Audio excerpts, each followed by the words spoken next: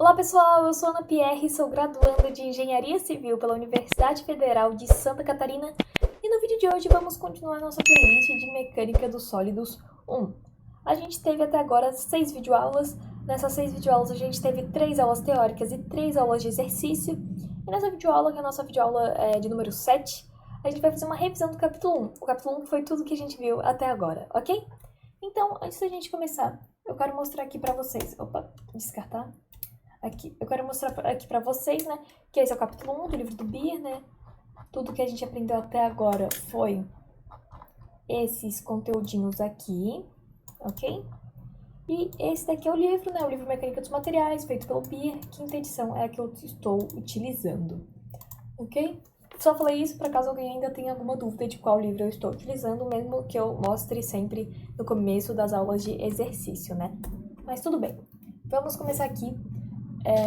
Falando da primeira aula, a primeira aula que a gente teve foi a introdução à mecânica dos sólidos, falar a definição e o objetivo dessa matéria, né? É que nessa matéria a gente estuda o comportamento de materiais sólidos, sob ações de forças externas, garantindo que estruturas e componentes suportem cargas sem falhar. Baseia-se em estática, diagramas de corpo livre e métodos de seções para determinar esforços internos e deformações.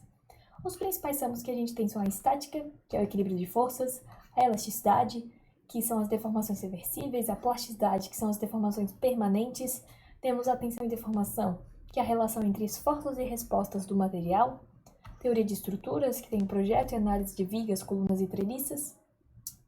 Também tem a fadiga e a fratura, que é o comportamento sob carregamentos cíclicos e falhas ao longo do tempo. Bem, ainda na primeira aula a gente aprendeu sobre tensões axiais. A gente sabe que tensões axiais a gente também pode chamar de tensões normais. Elas atuam ao longo do eixo de um elemento. Pode ser tanto tração, que é alongamento, quanto compressão, que é encurtamento, ok? Pode ser qualquer uma das duas. E a gente tem aqui a fórmula dela, né? Pra gente achar a tensão axial, é a gente pegar a força axial e dividir pela área da seção transversal ao qual ela está aplicada.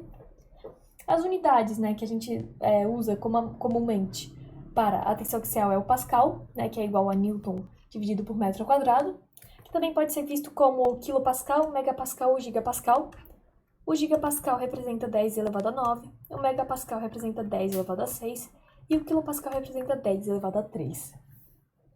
Vamos fazer aqui um exemplo rapidinho. A gente tem a massa de um equipamento e um equipamento de 2.038,7 kg e a gente quer achar a força. A gente já tem a massa, a gente já sabe a gravidade, então a gente sabe que vai ser 2.038,7 vezes 9,81, a gente vai achar que a força é igual a 20 kN, ok?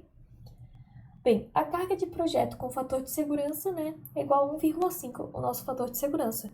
Então a gente vai pegar o 20 e vai multiplicar pelo 1,5 e a gente vai achar aqui uma força de 30 kN, que é o que a gente vai utilizar para calcular a tensão.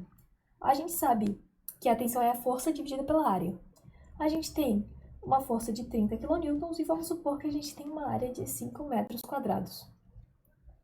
O 30 kN nada mais é do que 30 vezes 10 elevado a 3 newtons, dividido pelos 5 metros ao quadrado. Aqui a gente vai obter 6.000 Pascal, que é a mesma coisa que 6 quilopascal, ok? Então esse foi o cálculo de tensão aqui rapidinho, só para mostrar a questão das unidades, né, e o uso da fórmula.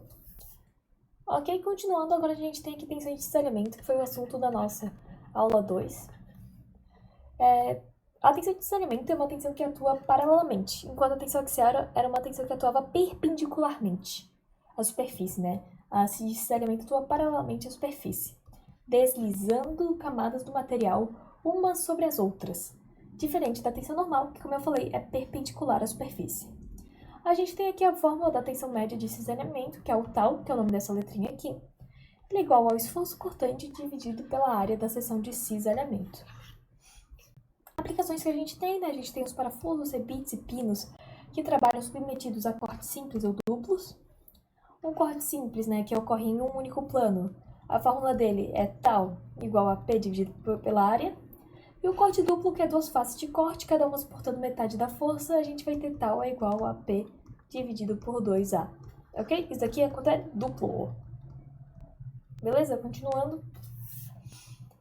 Ainda na aula 2 a gente viu tensões em plano inclinado sob carga axial, que é quando a seção de corte faz um ângulo θ com o eixo da barra. Ocorrem simultaneamente tensões normais e de cisalhamento.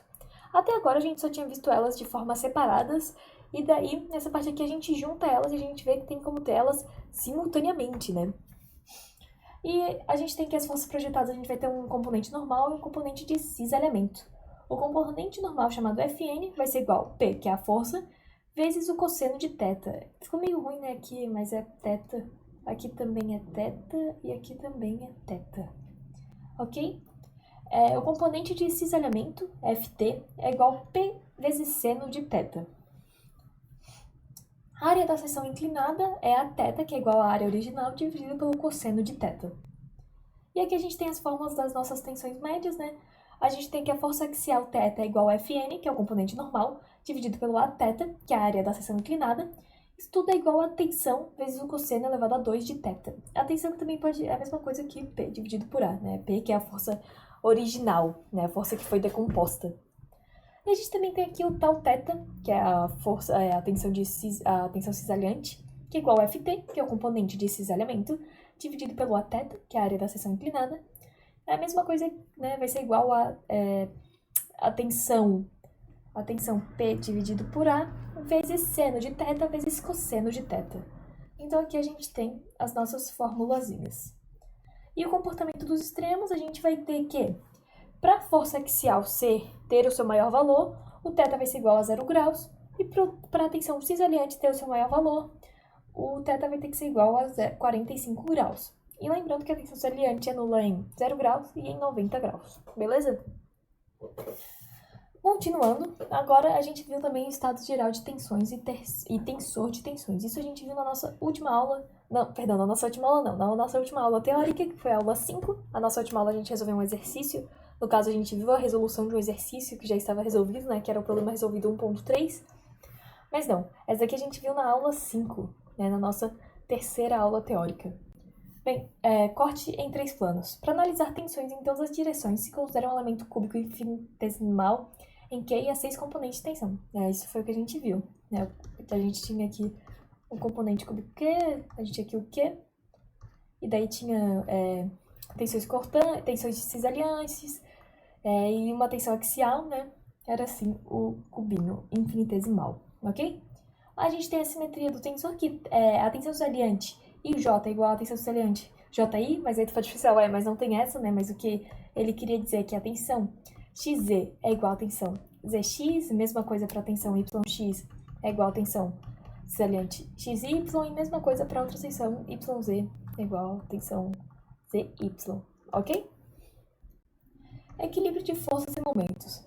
As forças resultantes e os momentos no elemento devem somar zero, levando às relações de simetria e garantindo consistência estática. Interdependência de tensões de cisalhamento. Se há cisalhamento em um plano, obrigatoriamente há em planos adjacentes, para manter o equilíbrio dos momentos. Ok?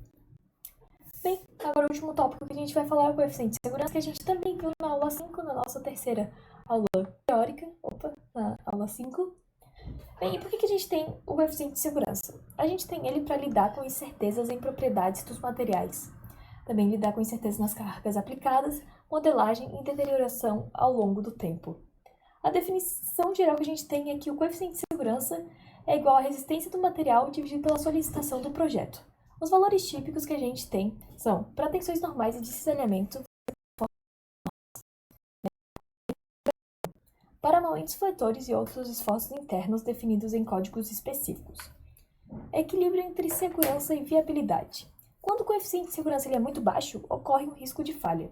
E quando o coeficiente de segurança ele é muito alto, gera custos elevados e excesso de peso. Qual é o critério para escolher o coeficiente de segurança, né? A gente tem o grau de incerteza, que tem as variações de material, cargas dinâmicas e a fadiga. Também tem as consequências da falha, por causa da segurança de vidas, impactos econômicos ou ambientais. E também tem as normas técnicas, a BNT, ou diretrizes internas de empresas para projetos não padronizados, utilizando a teoria da confiabilidade estrutural. Bem, agora a conclusão é que esse capítulo percorreu desde conceitos básicos de tensões axiais e de cisalhamento, até a representação geral do estado de tensões por meio do tensor, e o uso de coeficientes de segurança em projetos. A compreensão desses tópicos é fundamental para a análise e projeto de elementos estruturais, garantindo resistência e estabilidade dentro de critérios de segurança estabelecidos. Então, galera, esse foi a aula de hoje. Eu espero que vocês tenham conseguido entender tudo. E é isso. Muito obrigada. Se puderem compartilhar, deixar um like, se inscrever, eu agradeceria bastante. Muito obrigada e tchau, tchau.